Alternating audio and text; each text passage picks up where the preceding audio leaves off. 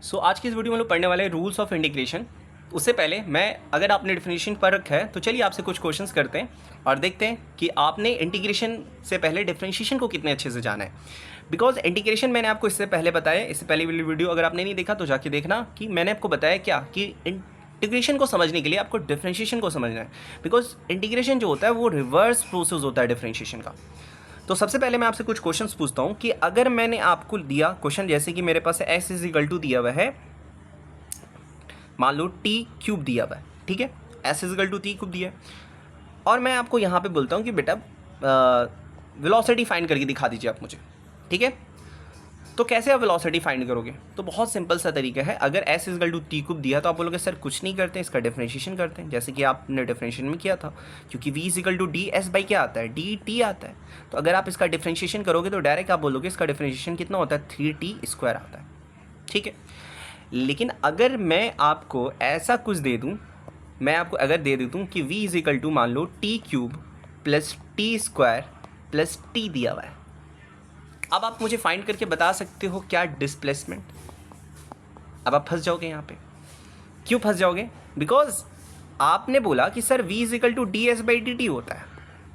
अगर s दिया रहता तो डिफरेंशिएशन कर करके हम वेलोसिटी फाइंड करते हैं, लेकिन s तो दिया ही हुआ नहीं है, यहाँ पे तो v दिया हुआ है, मतलब उल्टा चीज़ दी हुई है। तो आप बोलोगे सर अच्छा सर आप मेरा वही आपने अभी बताया कि इंटीग्रेशन होता है रिवर्स प्रोसेस और डिफरेंशिएशन। सर यहाँ पे v ना दे s ना दे करके v दिया, मतलब हमें उल्टा चलना पड़ेगा। उल्टा चलने के लिए हमें क्या करना पड़ेगा? इंटीग्रेशन कैसे करेंगे? बहुत सिंपल सा है।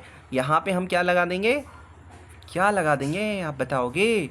सर s बराबर होता है v dt कर देंगे, इसका इंटीग्रेशन कर देंगे। और इसका इंटीग्रेशन कैसे करेंगे उसको जानने के लिए चलिए हम लोग पढ़ते हैं इंटीग्रेशन को।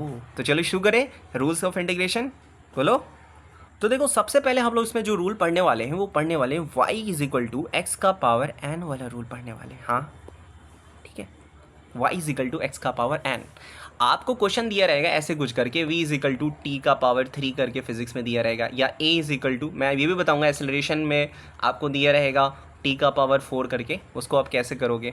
आप वर्क डन में जाओगे वहाँ पे भी आपको एफ डी एक्स करके इंटीग्रेशन आपको मिलेगा। तो वो सारी चीज़ें आपको पता चलेगी जैसे जैसे आप आगे बढ़ोगे फिजिक्स में, ठीक है।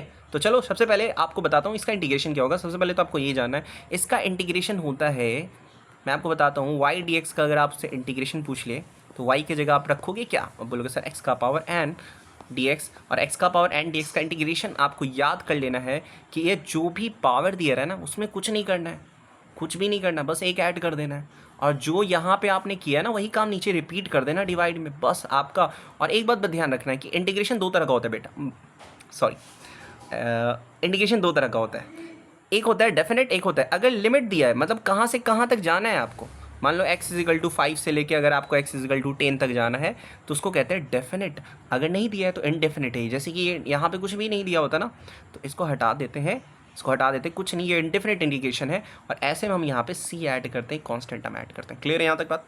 तो अगर मैं आपको सिंपल सा बात बोलूँ, बताइए कि इस एक्स क्यूब का इंटीग्रेशन क्या होगा, डायरेक्ट बताना है एक्स का पावर 4/4 और कांस्टेंट हमें एक ऐड कर देना है, ठीक है। एक्स का पावर 5 का इंटीग्रेशन क्या होगा, बोलोगे सर एक्स का पावर 6/6, एक कांस्टेंट हम ऐड कर देना है। कल को पूछा जाए सर एक्स का इंटीग्रेशन क्या होगा, एक्स डी एक्स का इंटीग्रेशन क्या होगा, है ना, जैसे टी डी टी का इंटीग्रेशन क्या होगा, तो आपको बताना है एक्स डी एक्स का इंटीग्रेशन कुछ नहीं है, पावर 1 है तो 1 में 1 ऐड कर दो, 2 नीचे भी दो, x²/2, इसका भी क्या हो जाएगा t²/2, डायरेक्ट याद करना है हमें। क्लियर है यहाँ तक बात? अब आगे बढ़ते हैं, आगे बढ़ते। एक चीज़ ध्यान रख लेना कि यहाँ पे प्लस सी ऐड करना मत भूल देना, क्योंकि इनडेफिनेट इंटीग्रेशन है, ठीक है। तो अब बात करेंगे डेफिनेट के बारे में। मान लो इंटीग्रेशन है दिया हुआ, आपको इंटीग्रेशन दिया, साइन दी हुई है, अगर आपको 2 से लेके 3 तक जाना है, ठीक है, और वही इंटीग्रेशन एक्स डी एक्स, तो कैसे करोगे? बहुत सिंपल है। पहले तो आप इसका इंटीग्रेशन कर लो। इनका इंटीग्रेशन होता क्या, अभी बताया, x²/2 होता है। ये बॉक्स बनाना है इस तरीके से, कहाँ से कहाँ तक जाना है, 2 से लेके 3 जाना है। इस x के जगह आप यहाँ पे 3 पुट करो, तो बस कैसे करना है, 3 पुट करना है, तो 3² नीचे 2 है, फिर एक बड़ा सा माइनस डाल देना है, फिर इस x के जगह आपको ये 2 पुट करना है, तो यहाँ पे 2, ठीक है, और x की जगह 2 पुट किया, x की जगह क्या है 2² और नीचे क्या था 2, ठीक है। बस मतलब मैंने एक जगह एक बार इस वाले में 3 रखा और इस वाले में एक बार मैंने क्या रखा 2 रखा और बीच में उससे माइनस कर देना है। तो 9/2 माइनस कितना होगा 4/2 और 5/2 आंसर आएगा इसका। क्लियर है कैसे करना है, समझ में आ गया डिफरेंट इंटीग्रेशन। एक और एग्जाम्पल लेते हैं, टेंशन नहीं लेना है। इस बार मैंने x² dx का इंटीग्रेशन लिया तो क्या होगा, आप बोलोगे सर बहुत सिंपल है, x³ हो जाएगा। और लिमिट कहाँ से कहाँ तक है आपका 0 से लेके 3 तक है। तो क्या करना है, आप बोलोगे डायरेक्ट करना, 3³ होगा, हाँ कि ना, फिर माइनस 0 का ³ होगा क्योंकि x के 0 रखना है। बस काम खत्म हो गया, इसका इंटीग्रेशन तो हो गया। 27/3 कितना आता है, बोलोगे 9 आता है, 9 - 0 9 ही आएगा। इसका आंसर कितना आएगा 9 आएगा। समझ में आ रही है, होप सो आपको क्लियर हो रहा हो। अब मैं आपको बताता हूँ कि 1/x का डिफरेंशिएशन क्या होता है। जैसे कि कल को आपसे बोले कि 1/x का इंटीग्रेशन फाइंड कर लो, कहाँ से कहाँ तक जाओ, 2 से लेके 5 तक जाना है, लिमिट आपने सेट कर दिया। आप बोलोगे इसका इंटीग्रेशन क्या होगा, इसका इंटीग्रेशन होता है, ध्यान रखना, 1 मिनट ये हटा दो यार, इसका इंटीग्रेशन होता है 1/x का इंटीग्रेशन पता है क्या होता है, log mod x। ठीक है, ये पॉजिटिव रहती है अंदर में वैल्यू। आप डिफरेंशिएशन को याद करो, log x का डिफरेंशिएशन क्या था 1/x, और 1/x का इंटीग्रेशन क्या होगा log x होगा। समझ में आ रहा है। तो आपने देखा log x का इंटीग्रेशन 2 से लेके 3 जाना है। आप यहाँ पे कुछ नहीं, x की जगह क्या रखना है, सबसे पहले 3 रखना है, फिर x की जगह क्या रखना है 2 रखना है।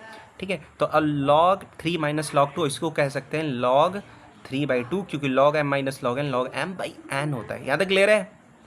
तो अगर आपसे बोलेगा कि e का पावर x dx का इंटीग्रेशन, वैसे तो फिजिक्स में इंटीग्रेशन यूज़ नहीं होता e का पावर, लेकिन फिर भी अगर आपसे बोले तो e का पावर x dx का इंटीग्रेशन e का पावर x ही होता है। ठीक है, बस इतना ध्यान रखिएगा।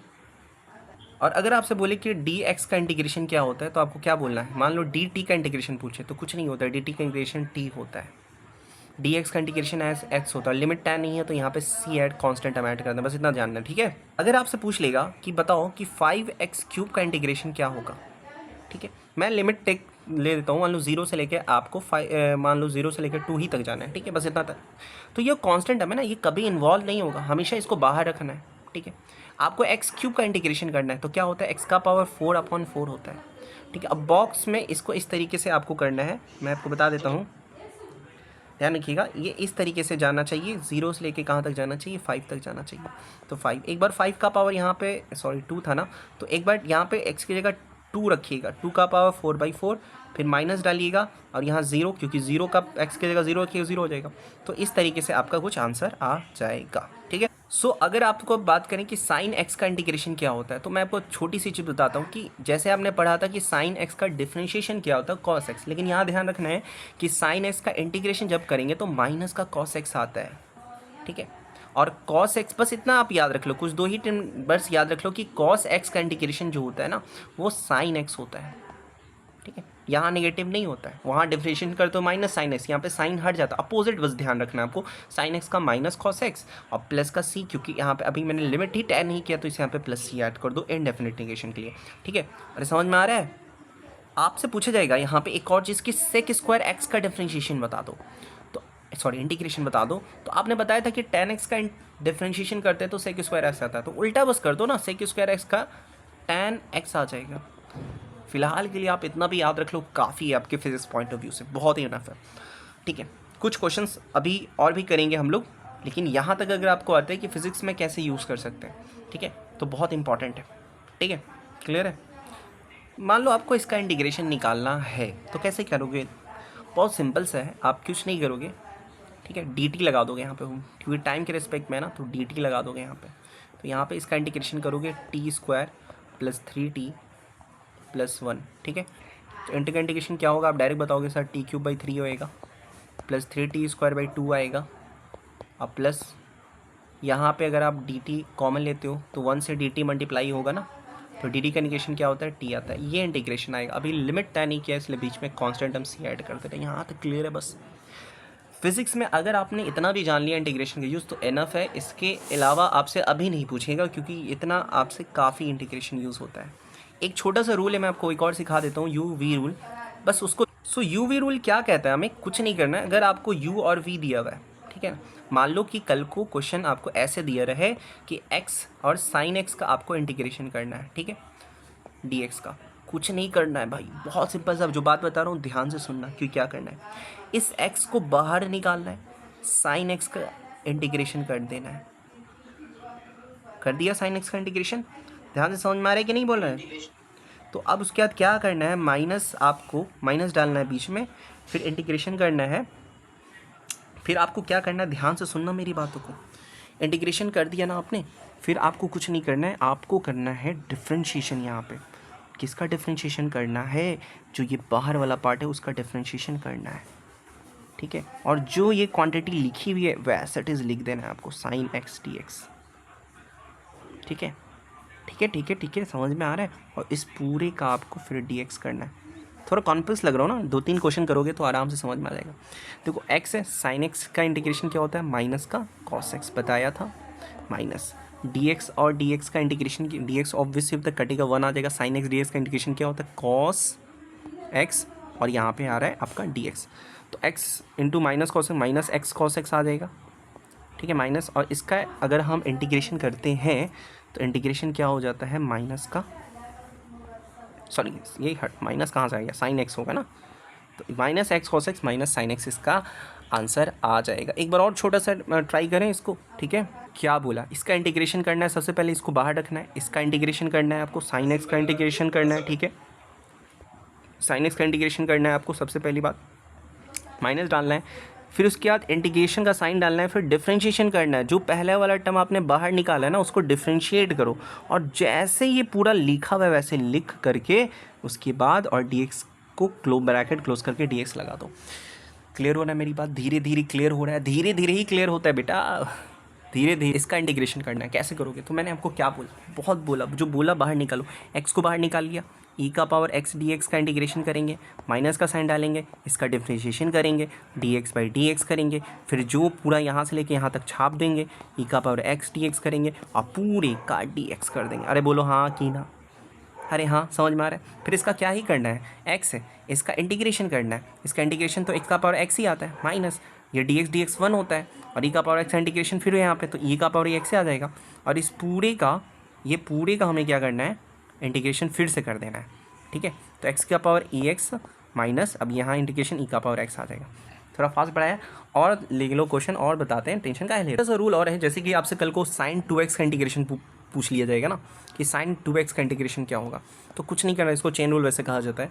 तो साइन 2x का जो इंटीग्रेशन पूछेंगे ना, साइन 2x का, तो आपको क्या करना, कुछ नहीं, साइन एक्स का इंटीग्रेशन पता है माइनस कॉस एक्स होता है, तो यहाँ पे माइनस कॉस 2x हो जाएगा। अब बस जो एंगल है ना दिया हुआ, वो उसका डिफरेंशिएशन आपको कर देना, डिवाइड कर देना, उससे डिफरेंशिएशन से डिवाइड कर देना, प्लस कॉस है। जैसे साइन 3x का कल से आपसे पूछ लेगा, तो साइन 3x का क्या होगा, माइनस कॉस 3x, और ये 3x का डिफरेंशिएशन क्या होता है, 3 होता है, अब प्लस सी, इस तरीके से होगा। जैसे ई का पावर 4x कल को पूछ ले, ई का पावर 4x का निकालो, तो ई का पावर 4x का, ई का पावर 4x ही आएगा, सॉरी ई का पावर 4x ही आएगा। और इसमें क्या है, 4x का डिफरेंशिएशन क्या होता है, डिफरेंशिएशन करना है, नीचे 4 होता है, प्लस सी लगा देना है। ये छोटा छोटा टर्म आपसे यूज़ हो सकता है, समझ में आ रहा है मेरी बात, ठीक है। चलो इस वीडियो को यहीं पे ख़त्म करते हैं, इससे ज़्यादा मैंने नहीं लगता आपसे एग्ज़ाम में कोई भी क्वेश्चन पूछेगा, ठीक है। फिर मिलते हैं नेक्स्ट वीडियो में।